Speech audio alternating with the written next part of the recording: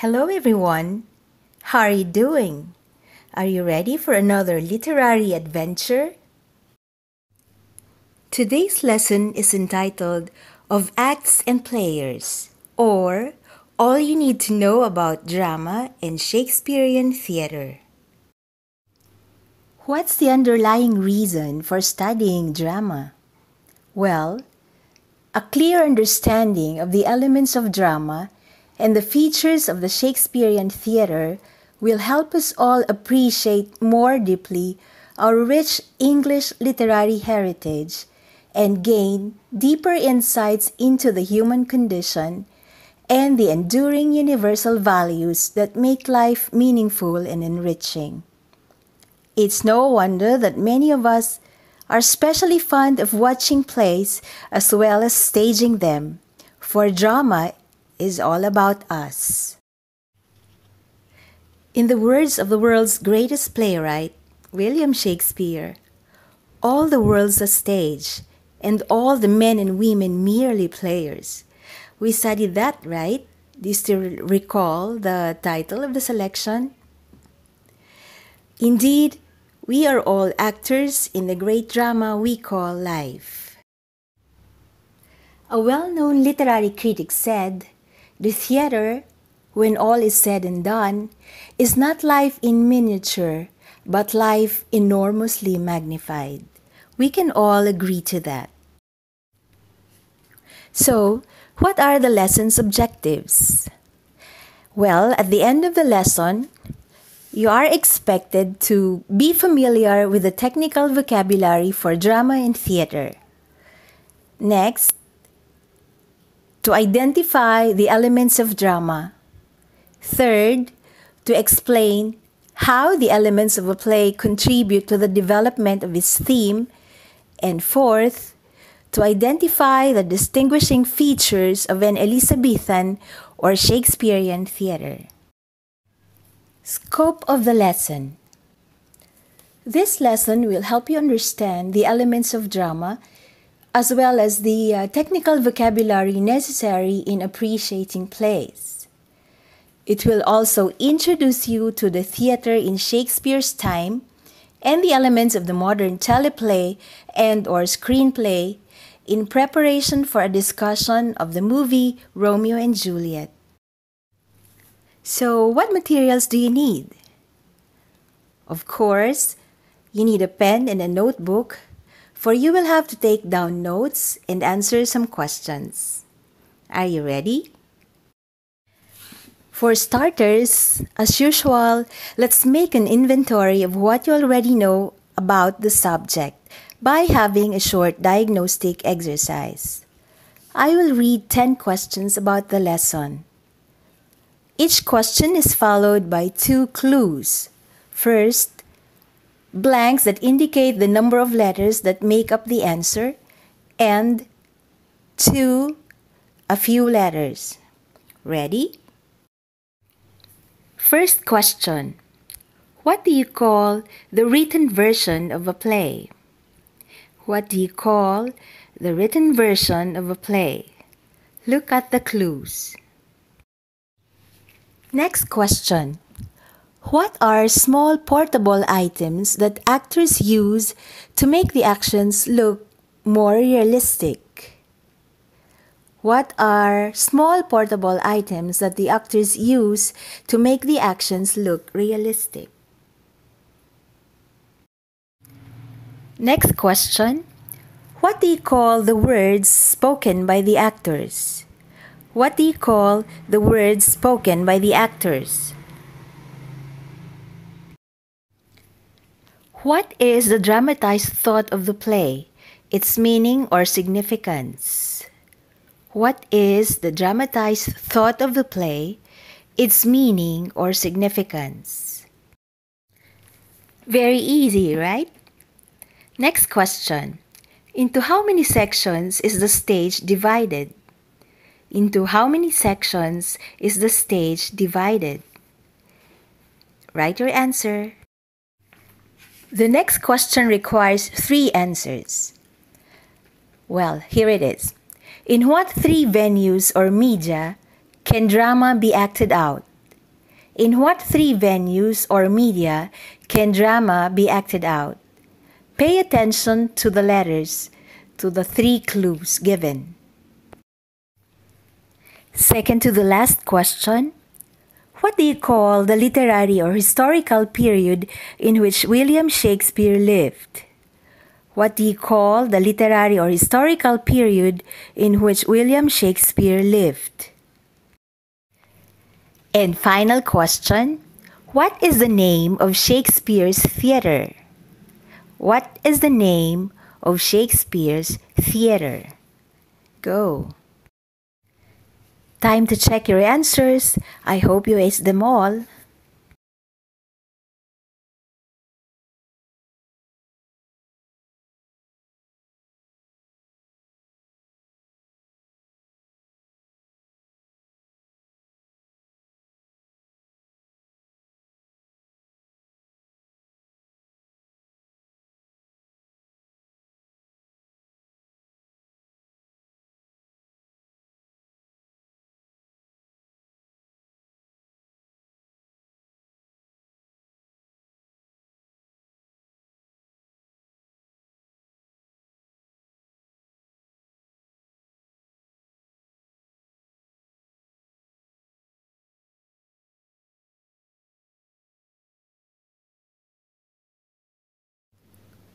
How well did you fare?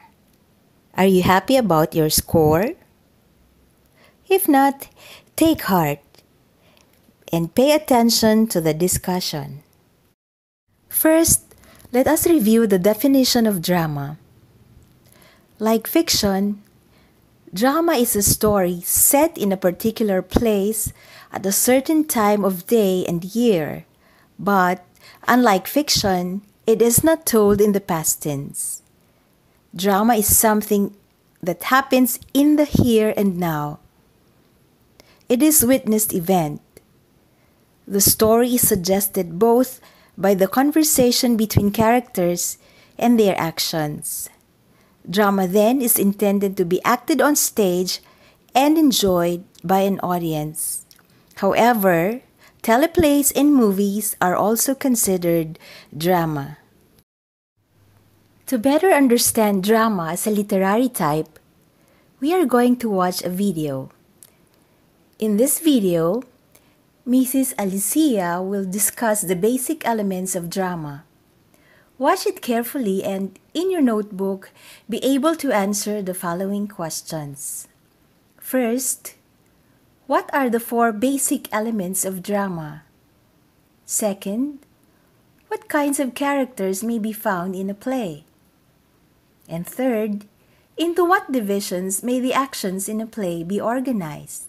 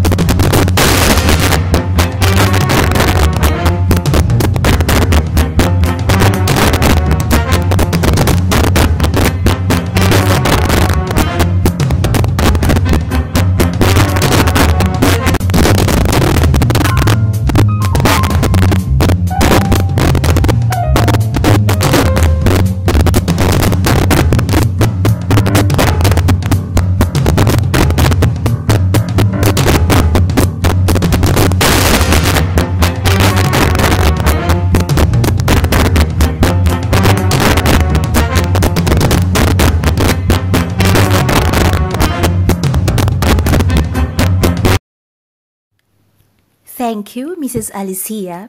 That was an informative video. So, how well did you watch? What are your answers? Let's check.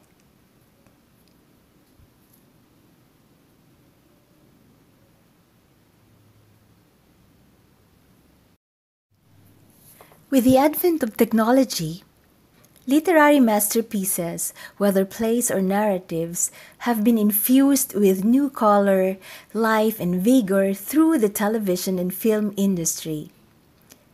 In what ways are a teleplay and screenplay different from a stage play? Find out by watching the next video entitled The Structure of Drama Teleplay, courtesy of Miss Julie Kubal. As you watch the video, make sure to answer the following questions.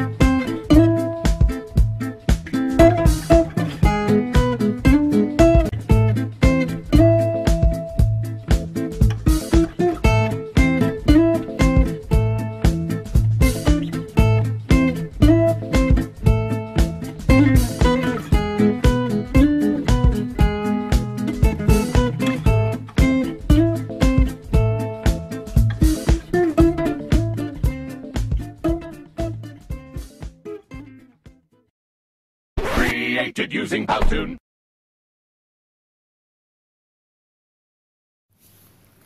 Were you able to complete your notes? I hope so. Now let's examine what the theater was like during the time of Shakespeare. As you watch the video, be able to answer 11 questions.